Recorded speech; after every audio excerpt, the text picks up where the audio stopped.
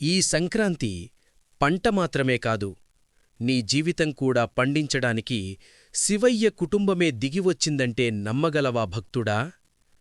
కైలాసపర్వతం నిశ్శబ్దంగా ఉంది. అక్కడ పరమశివుడు ధ్యానంలో లీనమై ఉన్నాడు. కాని ఆ ధ్యానం కళ్ళు మూసుకోవడం కాదు, లోకాన్ని చూడడం.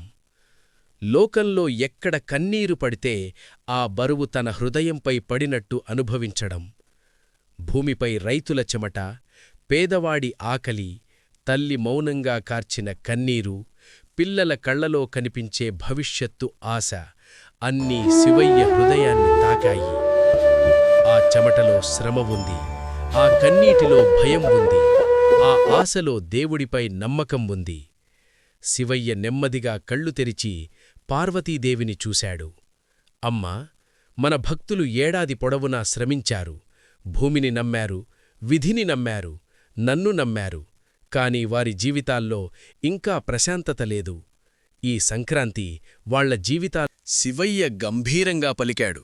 గణేశ, పాత కష్టాలను వదిలినవాడే క్రొత్త జీవితం అందుకోగలడు. వదిలేయడం తెలిసినవాడికి నేనే ముందుగా దారివేస్తాను. నన్ను నమ్మినవాడిని నేను ఎప్పుడూ ఒంటరిగా వదలడు. ఆ క్షణంలోనే కైలాసమంతా పవిత్ర వెలుగుతో నిండిపోయింది. ఆ వెలుగు ఆకాశాన్ని దాటి భూమివైపు ప్రయాణించింది. సంక్రాంతి ఉదయం వచ్చింది. సూర్యుడు ఉత్తరాయణానికి తిరిగాడు. చీకటి తగ్గింది, వెలుగు పెరిగింది. చలి నెమ్మదిగా తగ్గి వేడి ఆశలా మారింది.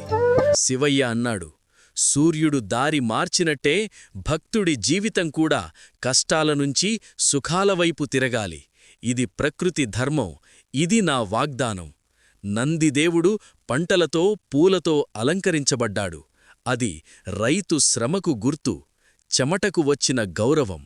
పార్వతీదేవి వరమిచ్చింది. ఎవరి చేతులు పనిచేస్తాయో వారి ఇల్లు ఖాళీగా ఉండదు. ఎవరి మనసులో నమ్మకం ఉంటుందో వారి జీవితం ఒంటరిగా ఉండదు. భూమిపై ఒక పేద రైతు ఉన్నాడు. వర్షం లేదు, పొలం ఎండిపోయింది, అప్పులు పెరిగాయి, ఇంట్లో పిల్లల ఆకలి పెరిగింది. గ్రామంలో అందరూ చెప్పారు, ఇంకా ఏమీ కాదులే అని. కాని అతని మనసు మాత్రం చెప్పింది, శివయ్య ఉన్నాడు. భోగిరోజు అతడు శివలింగం ముందు నిలబడి నిశ్శబ్దంగా ఇలా అన్నాడు, శివయ్య, నన్ను కాదు, నా పిల్లల ఆకలిని చూడు. నిన్ను నమ్మడం తప్ప నాకింక ఏ దారీ లేదు. ఆ మాటలో భయం లేదు,